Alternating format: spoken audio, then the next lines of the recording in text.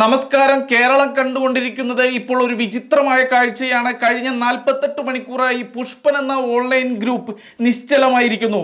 ശ്രീജിത്ത് നമ്മോടൊപ്പം ചേരുന്നു. ശ്രീജിത്ത്, എന്താണ് 48 മണിക്കൂറായി ഈ നിശ്ചലമായിരിക്കുന്നു ഈ പുഷ്പൻ എന്ന് പറയുന്ന ഓൺലൈൻ ഗ്രൂപ്പ്?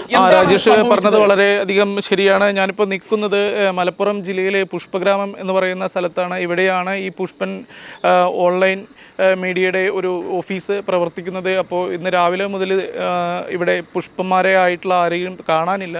അപ്പോൾ നമുക്കിവിടെ ഒരു പുഷ്പരാജ് എന്ന് പറയുന്ന ഇവരുടെ ഒരു സീനിയർ ആയിട്ടുള്ള ഒരാളുടെ അടുത്ത് നിന്ന് ഒരു വിവരം കിട്ടിയിട്ടുണ്ട്. അതെങ്ങനെയാണ്, അതായത് NH 66 എന്ന് പറയുന്ന റോഡ് തകർന്നിരിക്കുകയാണ്. അതിനുശേഷം ഇവർ ചെയ്യുന്നത് എന്താണെന്ന് വെച്ചാൽ ഇവിടെ ക്രമീകരിച്ചിട്ടുള്ള അല്ലെങ്കിൽ ഇവിടെ സ്ഥാപിച്ചിട്ടുള്ള നിറയെ ഫ്ലെക്സ് ബോർഡുകൾ അതൊക്കെ മാറ്റാൻ വേണ്ടി ഇവർ പോയിരിക്കുന്നു എന്ന് പറയുന്നു.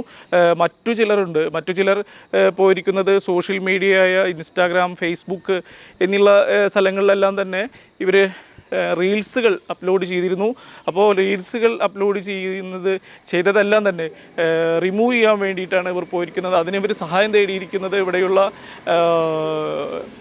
തൊഴിലുറപ്പ് ചേച്ചിമാരെയും അതുപോലെ തന്നെ തിരുവാതിരക്കളി കളിക്കുന്ന സ്ത്രീകളെയുമാണ്. കാരണം അത്രയധികം റീൽസുകളാണ് ഇവർ അപ്ലോഡ് ചെയ്തിട്ടുള്ളത്. അപ്പോൾ ഒന്നോ രണ്ടോ ആളെ കൊണ്ട് പെട്ടെന്ന് റിമൂവ് ചെയ്യാൻ പറ്റുന്ന ഒന്നല്ല.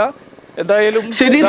ശ്രീജിത്ത് പറഞ്ഞ വിവരം അനുസരിച്ച് ഇനി കേരളം കാണാനിരിക്കുന്ന കാഴ്ച എന്ന് പറയുന്നത് തമ്പ്രാൻ വിജയൻ തന്റെ മരുമകന് അത്താഴക്കഞ്ഞി കൊടുക്കുമോ എന്നുള്ളതാണ്. എന്തായാലും വാർത്തയിലേക്ക് തിരിച്ചു വരാം. നന്ദി, നമസ്കാരം.